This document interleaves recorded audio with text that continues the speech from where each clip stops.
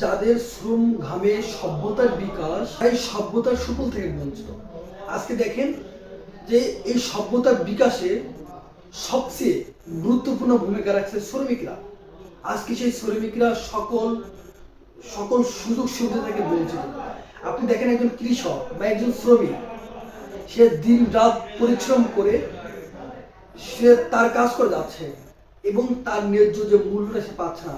একজন কৃষক, আমরা যদি কৃষকের কথা বলি, একজন কৃষক দিন রাত পরিশ্রম করে সে ফসল উৎপাদন করছে এবং সে ফসল উৎপাদন করে সেই ফসলটা যখন বাজারে বিক্রি করার জন্য যাচ্ছে, তার যে ন্যায্য মূল্যটা সেটা পাচ্ছে না। কিন্তু যারা ওই কৃষকের কাছ থেকে সে ফসলটা কিনে পরিক্রিয়াকরণ করে বিক্রি করছে, আজকে তারাই কৃষকদের চেয়ে বেশি অর্থ লাভ করছে। আজকে দেখেন সকল জায়গায় শ্রমিকদেরকে বঞ্চিত করা হচ্ছে। আজকে 1 মে শ্রমিক দিবস। শুধু একটা দিনের জন্য কি শ্রমিকদের দিবস পালন করতে হবে?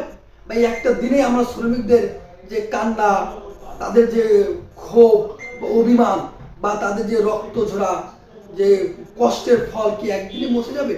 না, এটা কখনো বোঝা সম্ভব না।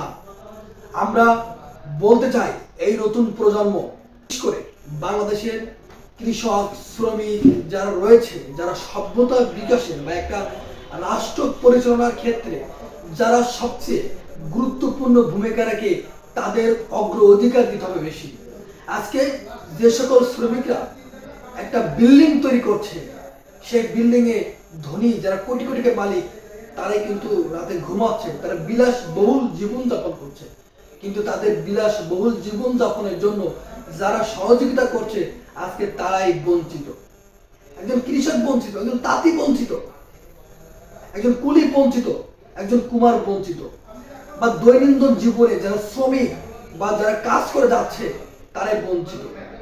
আজকে যদি আপনার ইতিহাস দেখেন, পুঁজিবাদ, সাম্রাজ্যবাদ, স্বতন্ত্রবাদ, সেই প্রথম থেকে এই পুঁজিবাদের কাছে আমাদের শ্রমিক সমাজ সবসময় জন্য বঞ্চিত হয়ে রয়েছে।